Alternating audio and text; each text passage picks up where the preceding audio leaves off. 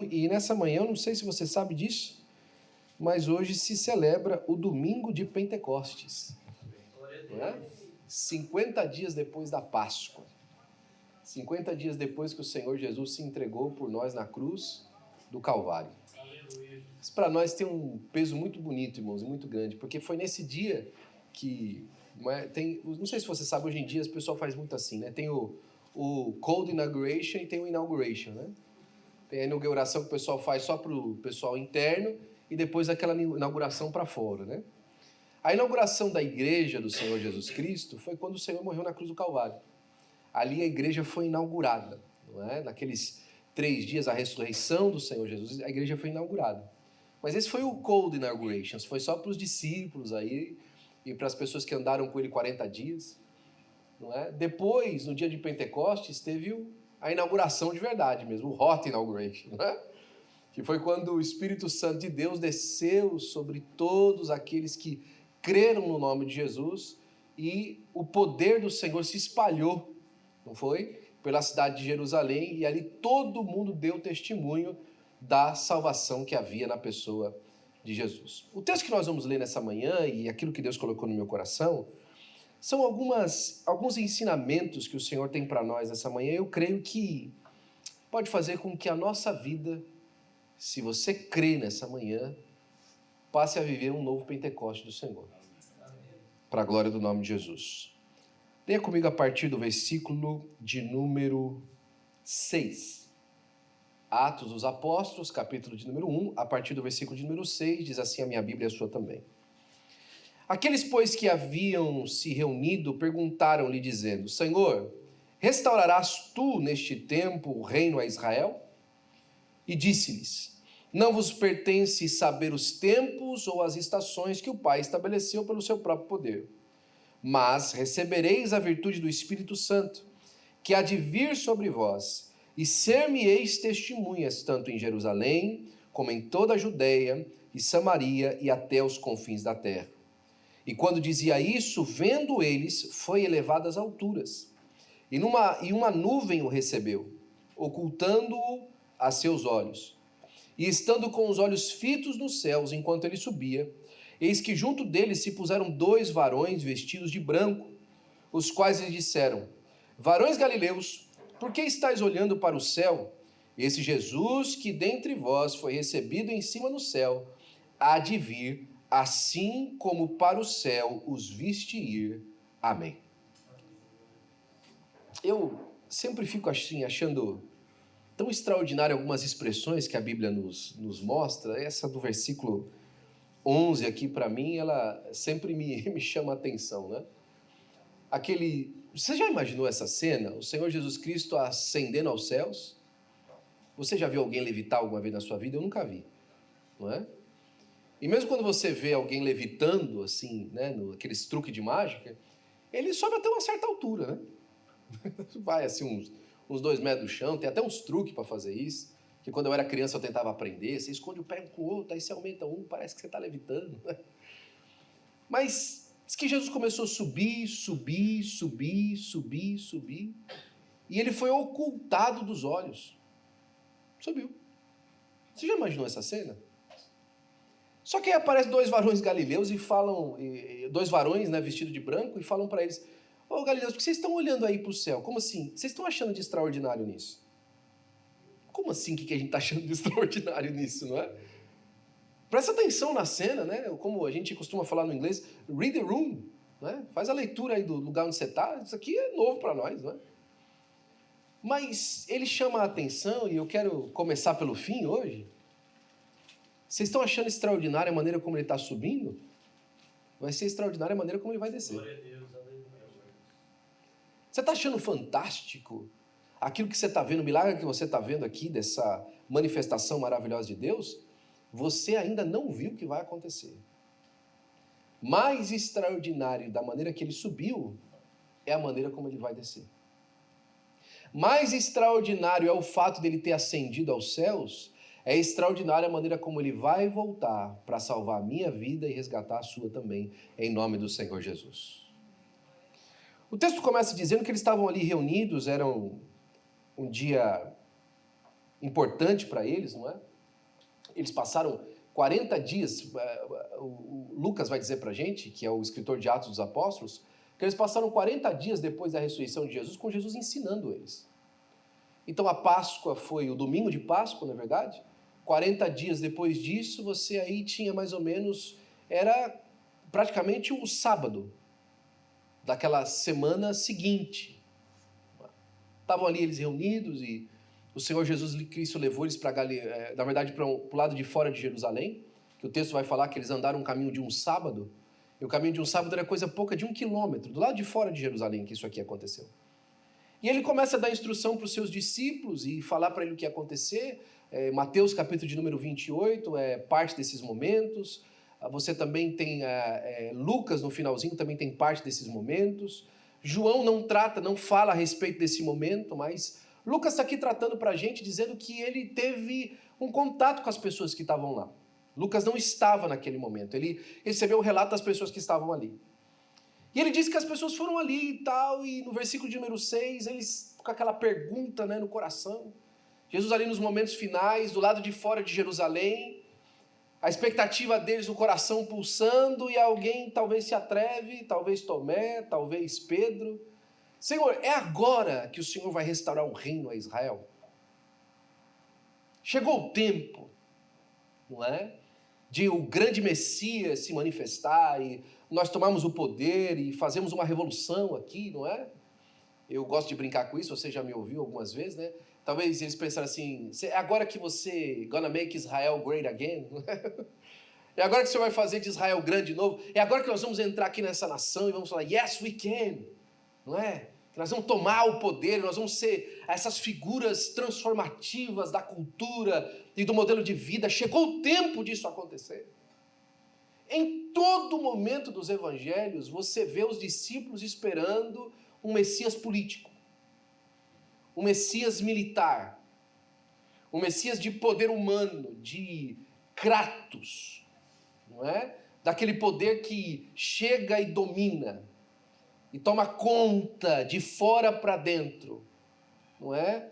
Aquele poder que diz o seguinte, se vocês não assinarem o tratado de paz, amanhã uma civilização inteira vai desaparecer.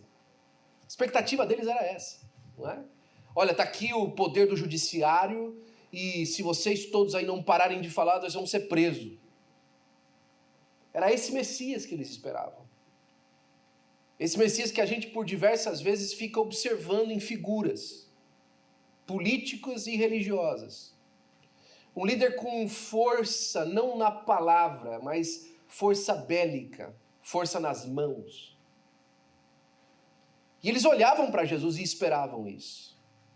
Eles queriam que Jesus fizesse alguma coisa definitiva, na percepção daquilo que eles acham definitivo. Sabe que tem muita gente que procura Jesus para que o Senhor dê soluções definitivas para eles. Isso é normal. Eu gosto sempre de falar aqui na igreja que o filho pródigo não voltou para casa porque estava com saudade do pai. Se você ler o texto, você vai ver que ele está dizendo o seguinte, na casa do meu pai tem abundância de pão. Então eu vou fazer o seguinte, eu estou aqui para comer a bolota dos porcos. Eu vou fazer o seguinte, eu vou voltar para o meu pai, dizer, pai, pequei contra o céu e contra ti, porque está feio para mim. Então, eu já não tenho condição de ser filho, me faz um como um dos trabalhadores. Por quê? Porque os trabalhadores da casa do meu pai têm abundância de pão. Ele não voltou para a casa do pai porque ele estava com saudade. Ele sabia que o perdão era necessário para ser pelo menos um trabalhador. O que ele queria era comer. Ele estava com fome. Ele procurava as mãos do pai. E ele pede e chega para o pai e começa exatamente isso. Pai, pequei contra o céu e contra ti. Não sou digno de ter chamado seu filho, mas o pai recebeu ele tão bem que ele não teve nem coragem de falar para ele ser um trabalhador. Porque o pai o recebeu de volta em casa como filho. Mas o fato é que a procura do filho pródigo não muda. Ele voltou para a casa do pai procurando benefícios. Vários de nós essa manhã precisamos dos benefícios de Deus. Nós precisamos ser sinceros. Eu preciso de benefícios de Deus. Estou desesperadamente necessitado de benefícios do céu. Preciso que Deus me ajude, irmão. Eu sou pai de 3 filhos, marido de uma esposa. Eu preciso que Deus me ajude. Eu sempre costumo dizer que você acordou hoje de manhã e quem foi que impediu que alguém não entrasse na sua casa e fizesse maldade para os seus filhos? Foi o portão do seu condomínio? Come on. Foi a tranca da porta da sua casa? Não. Porque em outras casas hoje no mundo, isso não impediu que alguém fizesse alguma coisa. Foi a mão de Deus, foi a guarda do Senhor que impediu que alguma coisa acontecesse.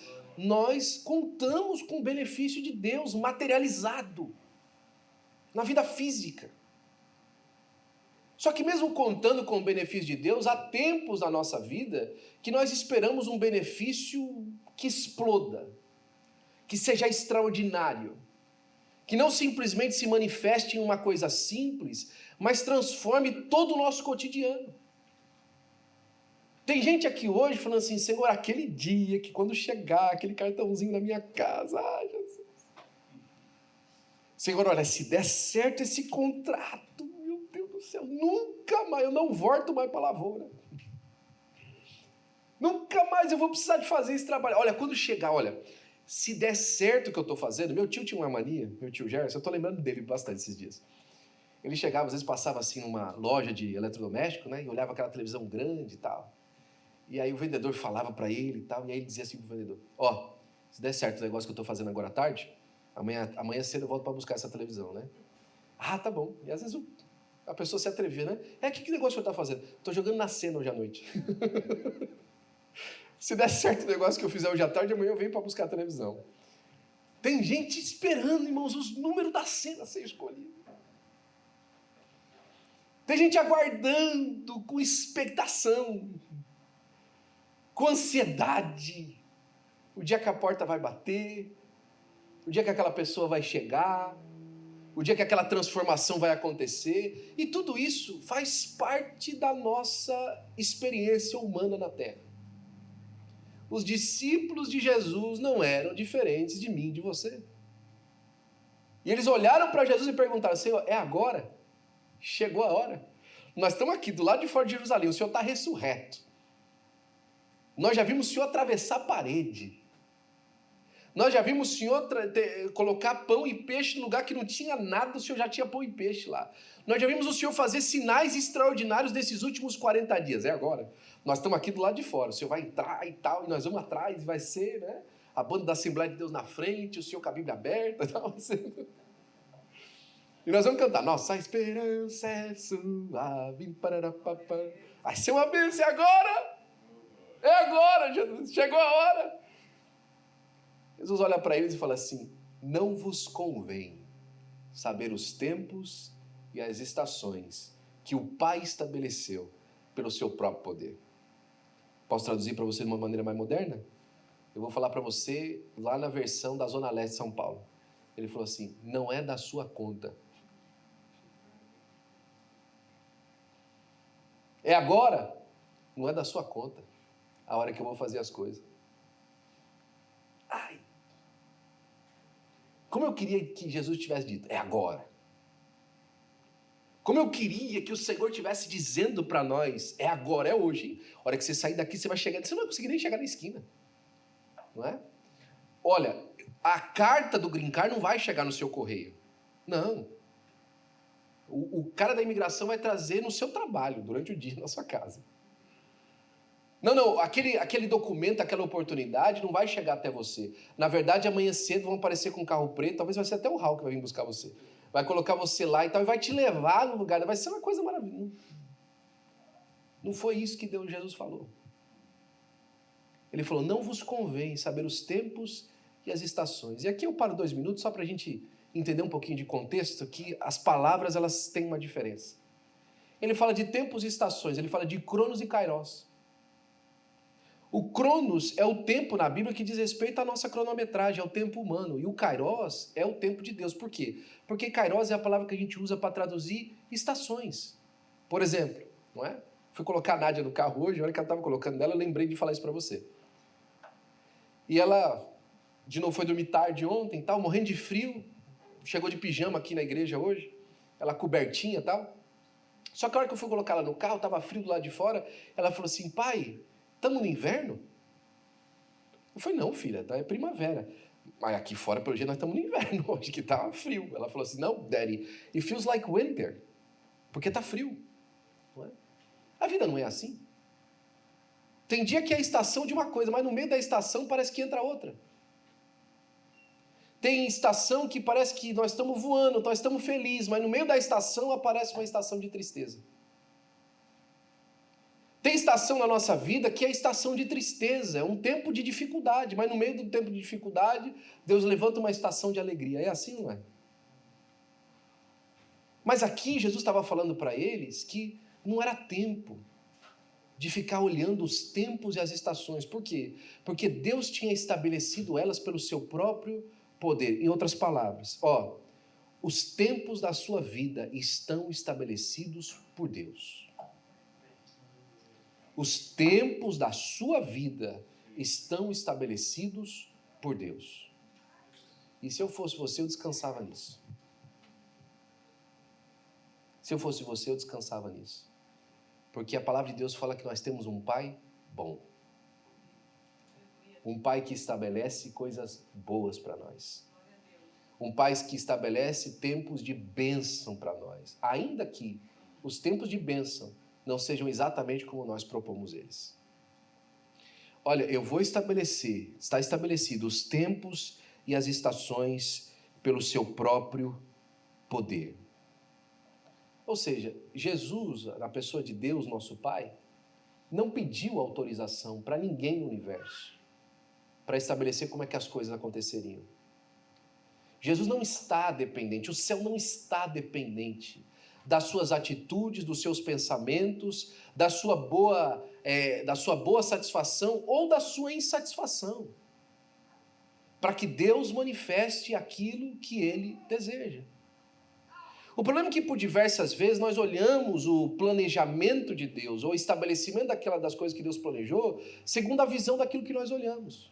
Por exemplo, existe gente hoje convencida que por causa do tempo que nós estamos passando, certos tipos de coisas estão acontecendo. E tem gente convencida do absoluto contrário. E quem está convencido de uma coisa e de outra, nenhum dos dois está certo. Quem está certo é Deus que estabeleceu os tempos das coisas acontecerem. Quando Paulo está explicando isso para a igreja de Roma, ele usa uma expressão que às vezes parece meio complicada de entender, mas ele simplifica bem. Ele fala assim, por acaso a incredulidade nossa aniquilaria a fidelidade de Deus? O que ele está dizendo? Porque nós não cremos que Deus está trabalhando da maneira que ele diz que está trabalhando. Isso significa que Deus não está trabalhando? Ele fala, de maneira nenhuma. Seja Deus verdadeiro e todo homem mentiroso. De maneira nenhuma que nós cobramos a nossa visão pelas circunstâncias que nós enxergamos. Não faça isso não, meu irmão. Continue confiando no Deus que chamou você, que estabeleceu você para servi-lo e para viver para Ele, para a glória do nome do Senhor Jesus. Diga-me amém, por favor. E aqui, Jesus, no versículo de número 8, começa a usar uma expressão que a gente gosta muito, porque ela remete a nossa vida a uma vida profundamente vivida no Espírito de Deus. E ele usa a expressão mais. Olha, vocês não vão decidir os tempos e as estações, vocês não vão conseguir examinar os tempos e as estações para determinar aquilo que Deus determinou. Mas, todavia, porém, entretanto, no meio desse mar de tempo que vocês estão vivendo, no meio dessas ondulações temporais que a vida de vocês passa, eu vou dar uma coisa para vocês que o tempo e a estação não pode. Eu vou dar para vocês virtude do Espírito Santo. Mateus capítulo de número 24 remete para nós o Senhor Jesus no seu sermão escatológico de Mateus capítulo 24. Ele começa a falar de vários sinais que vão se estabelecer antes da vinda de Jesus. E quando eu olho os sinais que está lá escrito, que iam se estabelecer antes da vinda de Jesus, eu estou olhando para o mundo e estou falando, já tem sinal demais já tem mais de sinal do que estava aqui, não é?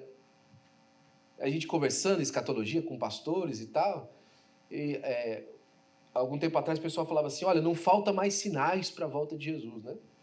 E aí, esses dias atrás, eu conversando com um amigo, falei assim, ó, já tem sinal demais para a volta de Jesus, né? Já passou do tanto de sinal que a gente falava que faltava. O mundo, irmão, está do avesso. Está complicado. E a gente vai falar, pestes, bateu. Guerras e rumores de guerras, bateu. Não é? Esfriamento do amor, bateu. Está tudo lá, irmão. As apostasias, os problemas, as dificuldades, terremotos, não é? Está tudo ali. Furacões, ventos, tempestades, está tudo lá, você vai descrevendo um atrás do outro e está tudo aqui. Mas tem um sinal que Jesus fala e a gente tem essa tendência, né, irmão, de analisar essas coisas por aquilo de mal que está acontecendo. Olha, tempestade é ruim, está acontecendo tempestade. Terremoto é ruim, está acontecendo terremoto. Se bem que eu estava comentando com a Ana ontem, que faz alguns dias que eu não sinto terremoto aqui, viu? Está meio tranquila a terra, né? Isso é perigoso, irmão. Quando a esmola demais, o cego desconfia, não é? E aí você vai percebendo lá os sinais, e todos os sinais, um ruim atrás do outro. Mas tem um sinal que Jesus fala, que a gente não fala muito dele. Mas eu queria falar um pouquinho dele, e é justamente o cerne da minha mensagem, que eu até quero começar a terminar. Não quero ser comprido para você hoje, não. Só mais 45 minutos e 180 slides. E aí Jesus fala assim, e este evangelho do reino será pregado a toda criatura. E depois disso, virá o fim. O sinal ápice da volta de Jesus é uma igreja crente. O sinal ápice da volta de Jesus é uma igreja devotada à missão que ele deu. O sinal ápice da volta de Jesus não é o medo dos corações, não é a dificuldade do mundo, não é as tribulações da vida. O sinal ápice da volta de Jesus é uma igreja crente na pessoa que entregou a mensagem para ele. Este evangelho do reino será pregado a toda criatura e depois disso virá o fim. A grande expectativa da nossa vida não deve morar naquilo de ruim que vai acontecer, mas na vontade nossa de cumprir a vontade dele na nossa vida para a glória do nome dele. Às vezes nós estamos tão preocupados naquilo que os americanos dizem, né? What's in it for me? O que é que tem para mim? Qual que é meu pedaço aí nesse negócio de igreja? O que é que eu ganho participando dessa religião dos crentes? Hoje, um prato de comida. O que é que eu ganho nessa religião dos crentes? Nós vamos para o culto, irmão. Você vai lá no Exu Caveira, o cara te promete dinheiro, é verdade ou não é, meu amigo? Promete para você um espaço, uma abertura para você poder fazer bons negócios. Você vai no espiritismo, você recebe um conforto para as arduras da vida, não é? Você vai lá no islamismo, você recebe uma disciplina para você se conduzir, não é? E tantas religiões, no budismo, você aprende a não querer. Olha que pensamento interessante. Você sabia que o maior pensamento do budismo é ensinar você a não querer mais? Né? Você querer não querer. Mas você não está querendo alguma coisa? Esse é o ápice, você alcançar nirvana, se desvencilhar das vontades humanas. Mas quando você vem para Cristo, você não recebe coisa, você recebe uma pessoa.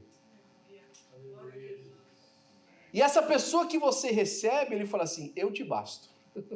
Aleluia. Oh, aleluia, ele nos basta, irmão. É por isso que ele está falando assim, olha, vocês não vão saber os tempos, as estações, para vocês determinarem como é que as coisas vão acontecer. Mas eu vou dar para vocês a virtude do Espírito Santo. Eu vou me doar a vocês. Glória a Deus, aleluia. Eu vou me doar a vocês. Eu vou dominar a vida de vocês de uma forma extraordinária. Para quê? Para que a gente ande flutuando na terra? Não. Para que vocês sejam as minhas testemunhas.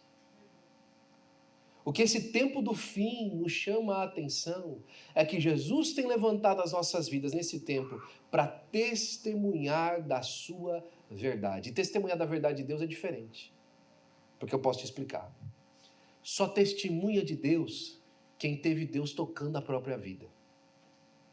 Só testemunha de Deus quem foi transformado pelo Senhor. Só testemunha de Deus quem de verdade recebeu aquilo que veio da virtude da parte dele. E eu te dou um exemplo. A mulher samaritana, quando ela conversou com Jesus ali na beira do poço, ela não esperava que ela ia estar falando com o mestre. Você lembra que todo o enredo, ela começa primeiro aquele desprezo por Jesus estar falando com ela, depois ela fica encantada com as palavras dele, por fim, ela, junto com ele, concorda que quando o Messias viesse, ele traria aquele conhecimento tão profundo. Ele fala, sou eu que falo contigo. E no meio da promessa que ele está fazendo para ela, no meio daquela conversa que ele está falando para ela, ele está dizendo, olha, o dia que, se você receber a água que eu estou te dando, vai correr para você, de dentro de você, uma fonte de água viva. E quando ele fala isso, ela passa a ser a primeira fonte de água viva. E quando ela chega na cidade, você lembra o que ela disse para a cidade? Olha, vem comigo conhecer o homem que disse tudo ao meu respeito. Vem comigo conhecer o homem que tocou a minha vida de uma maneira tão profunda que ele transformou a minha maneira de, inclusive, de me enxergar. Jesus nos chama para esse tempo do fim, de receber dele a visão, a virtude, o empoderamento, a transformação, o poder, a energia, a visão que vem da parte dele para a nossa vida. É tempo de muito mais do que buscar as mãos de Deus, receber o poder de Deus para a própria vida, irmão. Chega de olhar para as mãos de Deus. Deus nos convida hoje para enxergar a sua face para a glória do nome do Senhor, Jesus Cristo. É tempo de se preparar para ver o rosto de Jesus. Chegou o tempo do rosto de Jesus resplandecer no seu rosto para a glória dele. E ele fala o seguinte, olha, vocês vão ser minhas testemunhas. E aqui está interessante. Eu acho muito bonito quando Deus chama Moisés. Eu acho extraordinário. Aquele chamamento de Moisés é um dos textos que mais me chama a atenção. E para mim, é uma coisa que me inspirou muito na minha chamada pessoal com Deus. Porque a palavra de Deus diz que quando Deus encontrou Moisés, ele estava para trás das ovelhas, ou para trás do deserto, cuidando das ovelhas do seu sogro. Agora vamos parar um minutinho só para pensar em Moisés. Moisés tinha sido general no Egito, era príncipe no Egito. Era uma pessoa de uma estatura e qualidade intelectual, moral, física, era um bem portado, não é? Ele é uma pessoa de uma qualidade extraordinária. Diz que ele foi instruído em toda a ciência do Egito. Irmão, o tal do Moisés vivia na América. O homem estudou em Harvard, no Ivy League, não é? Das melhores escolas do Egito. O homem era do serviço militar do Egito. Um general de 4 estrelas, talvez da Força Aérea Egípcia. Né? Como alguém de uma patente muito próximo do comandante geral, que era o faraó. Comandante de um exército muito grande. E aí, irmão, só que era o seguinte, ele era de origem de imigração ilegal. Né? Os pais dele eram escravos lá. Filho de imigrante. E chegou numa patente muito alta. E um dia ele decidiu cuidar dos imigrantes dele, dos irmãos compatriotas dele imigrante. E acabou matando um americano. Aí saiu em todos os jornais da Fox. Imigrante, filho de imigrante ilegal. Mata americano. Não é? Não é assim que está hoje? Acontece crime todo dia, mas o dia que é um imigrante que comete o crime, irmão. Crime acontece todo dia. Não, porque se esse povo não tivesse aqui... Não, e o pior que é o seguinte, Moisés nasceu num tempo que os meninos eram para ser mortos, era para ter matado. Já parou para pensar nisso? Que no ano que Moisés nasceu, não tinha mais ninguém nascido, só tinha ele, de israelita. Que ano que você nasceu, Moisés? Veja bem, será que eu conto? Porque ele contar isso era um testamento de que as coisas estavam erradas. Só que agora Moisés não é mais já o grande general. Ele saiu fugido e já tinha se passado 40 anos. Ele ficou até os 40 anos no Egito, saiu do Egito e agora está cuidando das ovelhas do seu sogro, ou seja, ele foi agora para Guatemala. Imigrou de novo, mas não foi para o país dele não. Imigrou de novo, aí está lá na Guatemala, está no México. Porque a região que ele estava era uma região difícil, irmão. E está lá cuidando das ovelhas do sogro dele, ou seja, nem ovelha dele ele tinha. As ovelhas eram do sogro. E eu não sei aqui, irmão, se você deve ser genro, né? De alguém. Irmão, depender do pai da sua esposa é complicado para nós, não é? Não é verdade? Eu sei que tem alguns, não é? Aqui, graças a Deus, ninguém, que não tem problema de surfar no dinheiro do sogro, né? Mas graças a Deus, acho que nenhum de nós aqui, né? Ficaria feliz de viver à custa do sogro. Moisés estava assim. Vivendo às custas do sogro. E aí agora ele foi cuidar das ovelhas para trás do deserto. Você já pensou? Se o deserto é um lugar ruim, irmão, você já imaginou de trás do deserto? Como é que é? É pior. E agora está lá o Moisés de trás do deserto, todo dia, irmão, sol castigando. Todo dia cuidando, ouvindo balido de ovelha. Só que ele passa um dia na frente de um arbusto, de uma sarça, que é um galho. E vê esse galho pegando fogo, esse arbusto pegando fogo. E a gente acha extraordinário. Irmão, a coisa mais comum no deserto é alguma coisa pegar fogo sozinha. Principalmente um galho seco. Vai aqui em Joshua Tree pra você ver. Vai aqui no Death Valley. No verãozão, 140 graus Fahrenheit, irmão. É fácil alguma coisa, um pedaço de pau pegar fogo no meio do mato. E não precisa de longe, não. Aqui em Los Angeles, muitas coisas que começam a queimar aqui no nosso lugar é combustão voluntária. Do sol batendo na grama e começa a pegar fogo. Às vezes são queimadas criminosas, sim, mas a maioria das vezes o fogo florestal começou a queimar. É a coisa mais comum que existe. Mas essa sarça tinha um detalhe. Ela pegava fogo e não se consumia. Alguns teólogos, alguns comentaristas, ele diz que provavelmente Moisés deve ter observado essa sarça queimando 15 dias. Ele passou uma vez, está queimando, ele passou outra vez, está queimando, ele passou... Mas peraí. Porque a expressão que Êxodo fala, então me virarei para lá e verei essa grande visão. Porque essa sarça queima, mas não se consome. E aqui eu quero justamente trazer você de volta para o Atos dos Apóstolos. Quando Jesus fala que a virtude do Espírito Santo vai nos fazer testemunhas, é porque a nossa vida passa pelos mesmos problemas que toda a vida passa. O fogo que consome a vida das pessoas lá fora, muitas vezes tenta nos consumir.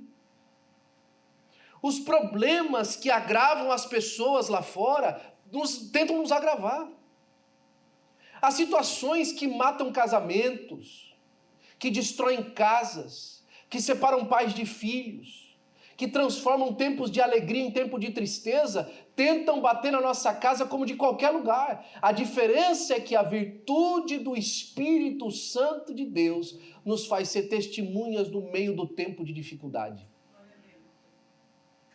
O que Jesus está oferecendo para a igreja que estava ouvindo ele aqui, é que se vocês receberem de mim, pararem de olhar a circunstância e receberem de mim virtude, vocês vão ser um testemunho para o mundo, que é possível se viver com o coração no céu enquanto se anda na terra. Que é possível se viver com a esperança da glória, enquanto as coisas da terra te consomem. É tempo de uma transformação de paradigma, ela não vem através de nenhum coach que você conhece. Ela não vem através de nenhuma transformação intelectual, ela vem através da virtude do Espírito Santo em você. É Deus quem renova. É a glória de Deus que transforma. É a alegria do céu que manifesta na nossa vida, que nos faz enxergar, crer e viver o invisível de Deus. É viver o já e o ainda não. Eu quero começar a terminar e... Na verdade, quero terminar. Eu já comecei a terminar, né? É 3 vezes, lembra? Então agora estou terminando. Eu lembro que isso... Você já me ouviu contar isso outras vezes? Quando nós estávamos no hospital com a Sarinha, quando ela foi diagnosticada com diabetes tipo 1, irmão, o caminho para o hospital, você sabe, eu tive um momento com Deus e falei com o Senhor. No hospital, cuidando dela e aquela situação, de novo, de um diagnóstico completamente contrário, irmão, a qualquer expectativa de um pai. Que pai que espera, irmão? Que família que espera? Quem foi que planejou em 2026 ficar doente? Quem foi que planejou em 2026 passar por dificuldade? Alguém aqui planejou? Eu não. Estava na sua listinha do começo de ano? Esse ano tomar uma burdoada da vida. Estava lá? Na minha não estava. Quem foi? Ninguém. Quem é que planeja as coisas ruins? A gente se planeja para que se o dia mal vier, nós temos algum recurso. Isso é verdade, todos nós buscamos isso. Mas alguém planeja o dia mal? Que tipo de dia mal participar? Não. Mas o dia mal vem, não vem? O dia da dificuldade vem, não vem? E nós estávamos lá no hospital. Um monte de médico em volta, aquelas penumbra. Eu liguei para o nosso pastor para avisar ele que eu estava no hospital e a Sânia estava nessa situação, para pedir ajuda, inclusive, para ele de oração e tal. E foi a primeira vez na minha vida que eu escutei a lágrima de alguém no telefone. Eu escutei no telefone ele chorando, ele não sniff, nada, mas eu escutei no telefone, eu consegui escutar a lágrima dele descendo. Não me explica como. Não me pergunta como, que eu não sei explicar. Mas eu ouvi ele chorando comigo. E o que a gente vai fazer, irmão? No hospital, com a criança cheia de tubo. Aí você esperando a nurse chegar e qualquer cara fala assim, não, a gente fez um mistake. Nós estávamos errados, não. O açúcar dela está 92, imagina. Que loucura é essa? Quanto você falou? 611? Não, é 92. A mulher lá da frente confundiu, trocou o sangue dela com o sangue de outra pessoa. A expectativa nossa é essa.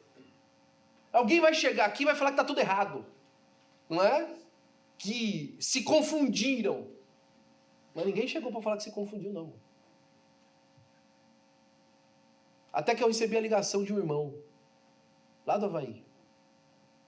E o irmão começou a me dizer o que se passou no meu carro ontem, a experiência que eu tive com Deus no carro ontem. Olha, Deus me mostrou você no carro, você orou assim, assim, assim, assim, assado. E Deus manda-me te dizer que você foi testado e aprovado. Se alegra. Me alegra? Irmão, não me pergunta como. Mas a graça de Deus invadiu aquele quarto daquele hospital. E a nossa atitude começou a trazer paz a outras pessoas que estavam doentes. A nossa atitude, no nosso momento, no nosso testemunho, cheios do Espírito Santo, transforma o lugar aonde nós estamos para a glória do nome do Senhor Jesus Cristo. Mais uma experiência para você. Eu vi esse pastor contando no Brasil, disse que tinha um irmão lá na igreja que sempre de manhã pedia para o pastor para limpar a igreja. Ele falava assim, eu estou aqui, pastor, à disposição e tal, e eu queria que o senhor me deixasse limpar a igreja. Irmão, nós vamos dar um salário para o irmão. Não, pastor, não precisa de salário. Não, mas a gente precisa de pelo menos fazer alguma coisa aqui de algum contrato e tal, né? E o pastor pensando, porque se eu não faço esse contrato com esse homem, a gente não paga nada, amanhã ele sai daqui e fala que trabalhou aqui de graça e depois a gente vai ter um processo trabalhista na nossa cabeça. Olha só. Porque hoje, mas nem mesmo na igreja, a gente acredita que as pessoas são boas, né? Que as pessoas são simples, que elas querem fazer o bem pelo bem. Tem gente ativamente na igreja, ativamente pensando na igreja. Esse povo está aqui para me matar. Esse povo aqui está junto para me matar. E o pastor da igreja estava pensando nisso. E o homem lá todo dia aparecia de manhã e limpava. Ele começou a ficar convencido que aquele homem era bom mesmo. E um dia o irmão chegou para o pastor e falou assim, pastor, olha, eu estou vindo aqui para falar para o senhor para pedir desculpa pro senhor que os próximos 2 meses eu não vou poder vir limpar a igreja. Já limpava de graça e veio pedir desculpa porque ele não ia poder os próximos 2 meses. Meu amigo, pelo amor de Deus, não imagina. Não, meu irmão, não, pastor, é que tem uma situaçãozinha aí, eu fui no médico e o médico viu umas coisas meio diferentes e eu preciso passar por um tratamentozinho e tal, então eu não vou poder vir aqui de manhã, porque é de manhã o tratamento que eu vou passar. Tratamento? O que eu não tenho? Não, pastor, é um negocinho simples, aí o médico falou que eu estou com câncer e eu vou ter que passar um tratamentozinho aí de quimioterapia, então eu não vou poder vir aqui de manhã. Mas tá tranquilo, pastor. Meu amigo, como assim? Não, pastor, tá tranquilo. Deus sabe todas as coisas, pastor. Tá tudo certo. Fica tranquilo, pastor. E aí começou a fazer o tratamento de câncer e tal, e a esposa dele vindo para a igreja, ele não estava podendo vir, porque passava mal. E toda vez que o pastor perguntava para a esposa dele, como é que ele está? Ah, pastor, não sei se ele aguenta não. Não sei se ele aguenta não. Ah, eu acho que desse ano ele não passa não, a esposa. Eu acho que ele não vai dar não. Eu acho que ele não vai aguentar não. Ah, pastor, eu acho que ele não vai aguentar não. E aí o pastor foi visitar ele no hospital, no dia que ele estava internado para fazer a quimioterapia. A hora que ele chegou no quarto, ele, ô pastor, graças a Deus o senhor chegou para ajudar. Ó, pastor, já passei no 115, no 209, no 302, já preguei no 505, no 504. Ó, lá no 612 já tem 2 crentes lá que eu ganhei hoje para Jesus. Pastor, glória a Deus por esse câncer. Porque se não fosse esse câncer, eu não estava aqui para pregar para esse povo.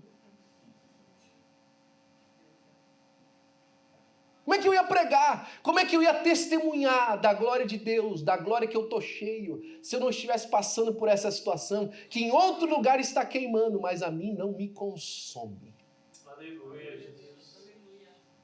Mas a mim não me tira o brilho de Cristo dos meus olhos. Olha, não vos convém saber os tempos e as estações que o Pai estabeleceu pelo seu próprio poder, mas recebereis a virtude do Espírito Santo. E aí vocês vão ser as minhas testemunhas. Vai ficar claro e evidente que você é um povo diferente que vive na terra. Vai ficar claro e evidente que a sua maneira de lidar, a sua maneira de tratar, a sua maneira de fazer tem um sauce especial, tem um molho especial. Tem uma visão, uma experiência especial em você que modifica a sua maneira de viver a vida. E eu termino por aqui. Vocês vão ser minhas testemunhas tanto em Jerusalém, como em toda a Judeia, Samaria e até os confins da terra. Vocês não vão ser só minhas testemunhas no lugar que vocês escolherem. O primeiro lugar que vai ver uma testemunha clara é dentro de casa. Irmão, não dá para ser cheio do Espírito Santo e em Jerusalém, no lugar mais perto, não verem que você está cheio. Não dá para ser cheio do Espírito Santo, irmão. E no lugar onde os olhos alcançam, as pessoas não verem a unção do Espírito Santo na sua vida. O primeiro lugar que o Espírito Santo se manifesta é lá na sua casa. É junto com seus filhos. É no relacionamento com a sua esposa. É naquilo que é mais próximo de você. Irmão, não dá para ser crente por correspondência nessa hora final. Não dá mais. Não dá mais para ser crente, irmão, por amostragem.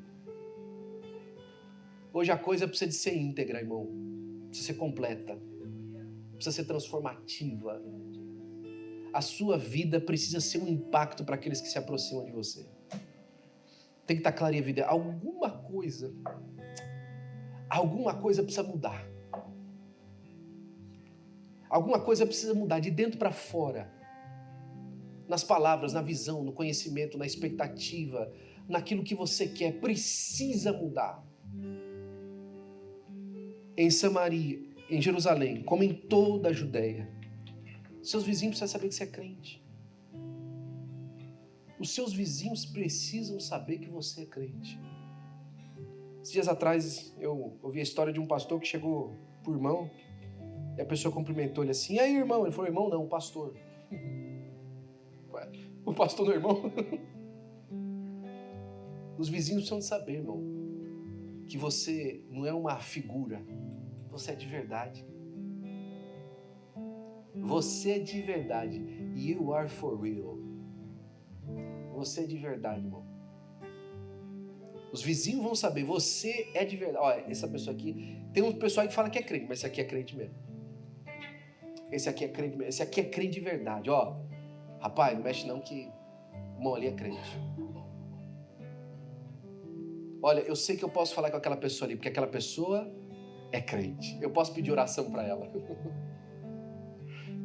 Tá na cara dela, tá evidente na vida deles que eles são gente de Deus.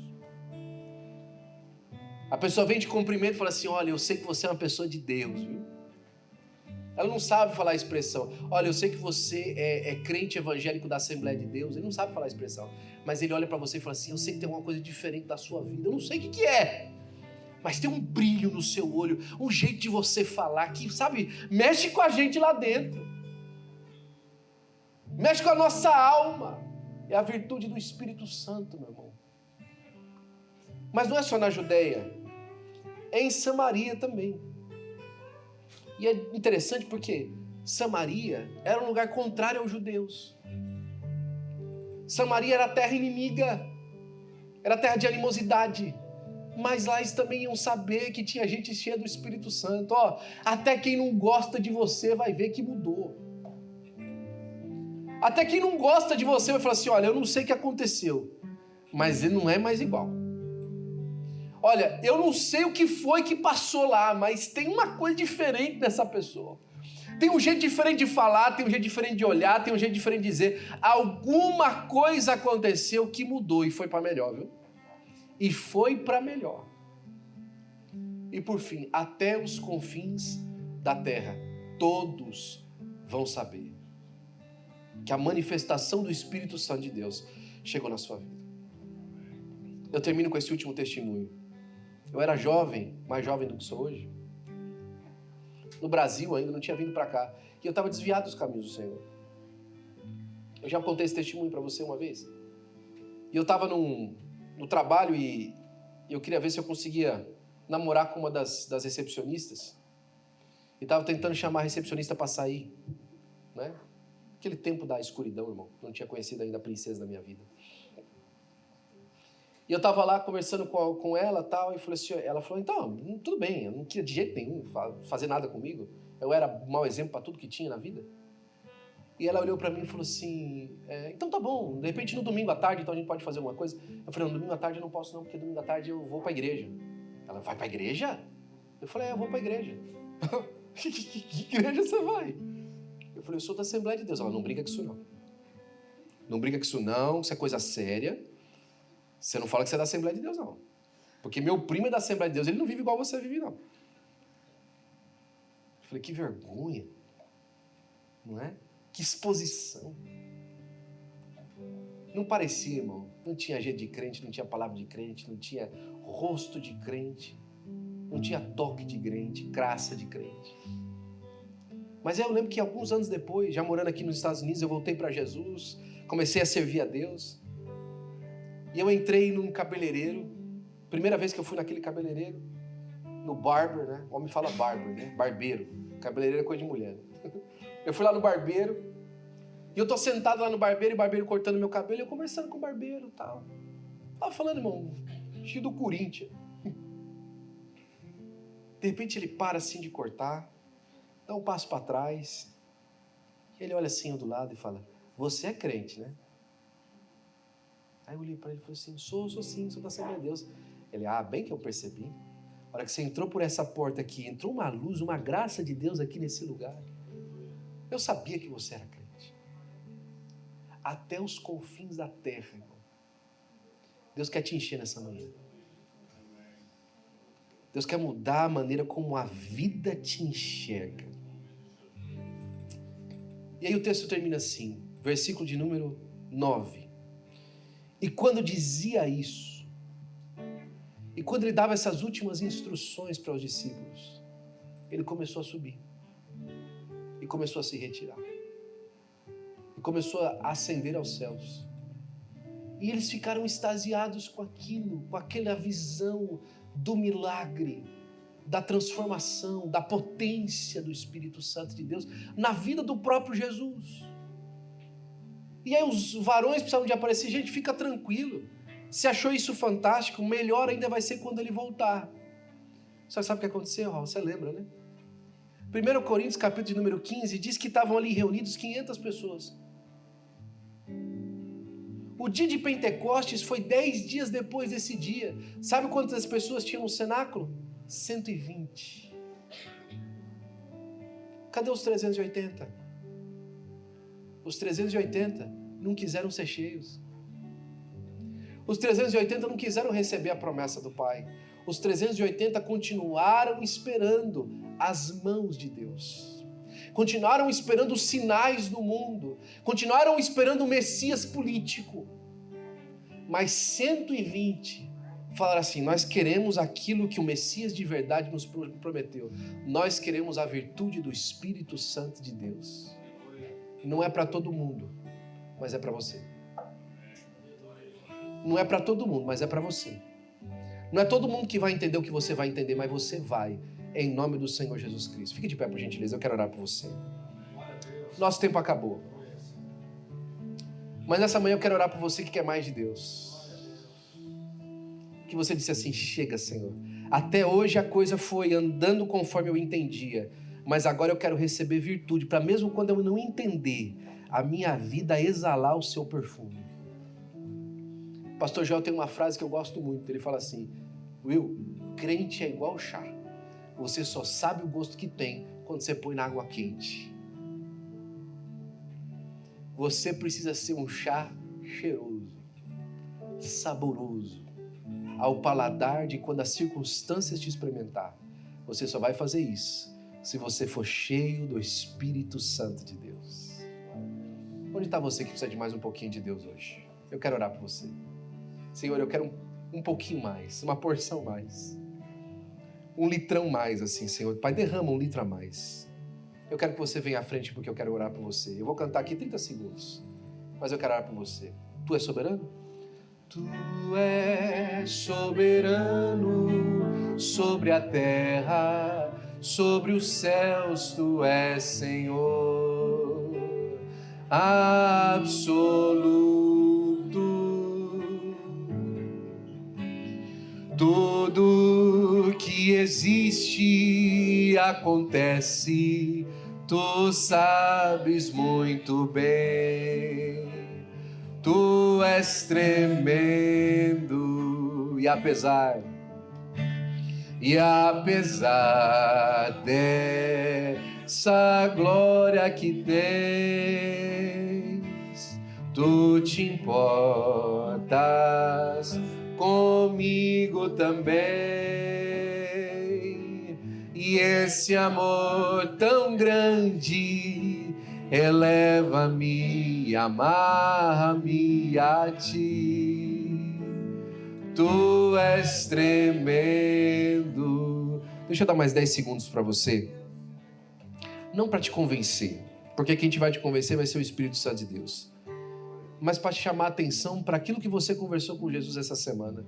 Você pediu para Deus falar com você. Você pediu para que Deus mandasse uma palavra do alto sobre uma circunstância específica.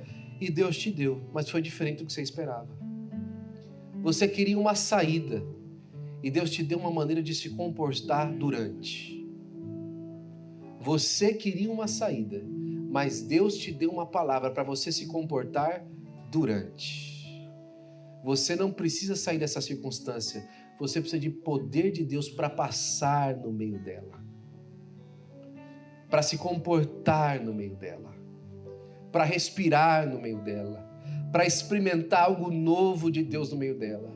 Deixa Deus fazer você passar por isso, mas cheio da virtude do Espírito de Deus. Porque muito melhor do que ascender aos céus vai ser receber dele vindo do alto para mudar a sua vida. Te dou mais 15 segundos. Eu quero orar por você aqui na frente, em nome de Jesus. E apesar dessa glória que tens, e apesar dessa glória que tens, tu te importas comigo também. E esse amor tão grande eleva-me, amarra-me a ti. Tu és tremendo, Senhor, no nome de Jesus, teu filho, Senhor. Eu sei, Senhor, Pai, que o Senhor está nos vendo e nos ouvindo. Ah, Deus. Obrigado pela tua palavra, Senhor, Pai, nessa manhã, Jesus. Nós recebemos o Pentecostes, ó Senhor, Pai, com unção da tua parte, Jesus. Nos abrindo para enchermos nós de ti, Senhor. Enche-nos, Senhor. Ah, Deus, batiza com o teu Espírito Santo nessa manhã ainda, Senhor. Entrega dons aos teus filhos, ó Senhor, Pai. Senhor, Pai, abre bem a tua boca e eu a encherei. O Senhor disse, ó Deus. Nos dá a palavra certa no lugar certo, Senhor, a posição certa no lugar certo. A expressão certa, Senhor, Pai, para a circunstância certa, Deus. Enche-nos do Teu Espírito Santo, Senhor. Entrega dons, línguas, ó Senhor, Pai, repartidas como de fogo. Senhor, Pai, no alto da cabeça dos Teus filhos, ó Deus. E nos dá, Senhor, Pai, unção da Tua parte para enfrentar as circunstâncias da vida. Ah, Deus, eu sei que o Senhor falou a nossa alma nessa manhã. Ah, Senhor, Pai, enche de poder a vida dos Teus filhos, ó Senhor. Nós viemos aqui para receber mais de Ti, Senhor, para termos mais de Ti, Senhor. Enquanto Te oferecemos um culto para o louvor da Tua glória. Senhor, passe em revista a nossa alma, Senhor. Ao nosso comportamento, Senhor, Pai, a nossa atitude para a vida. Senhor, Pai, vai lá na escola da tua filha, Senhor, muda a visão, Senhor, de como eles as veem, Senhor, Pai, para fazer algo extraordinário para Ti. Senhor, o Senhor muda nome nosso, Senhor, Pai, na boca das pessoas. Eu sei, Pai, que o Senhor está falando com alguém, Senhor, Pai, então eu vou repetir para que eles entendam. O Senhor muda o nosso nome na boca das pessoas, ó Senhor. O Senhor muda como as pessoas falam de nós, ó Senhor, Pai, no lugar onde nós estamos. Senhor, Pai, mais uma vez, Pai, passa em revista, Senhor, a nossa alma, Senhor, Pai, e ao nosso comportamento diante de Ti hoje, Senhor, e nos visita com unção da Tua parte, Senhor, e nós para sempre te daremos a honra, a glória e o louvor em nome de Jesus. Amém, amém.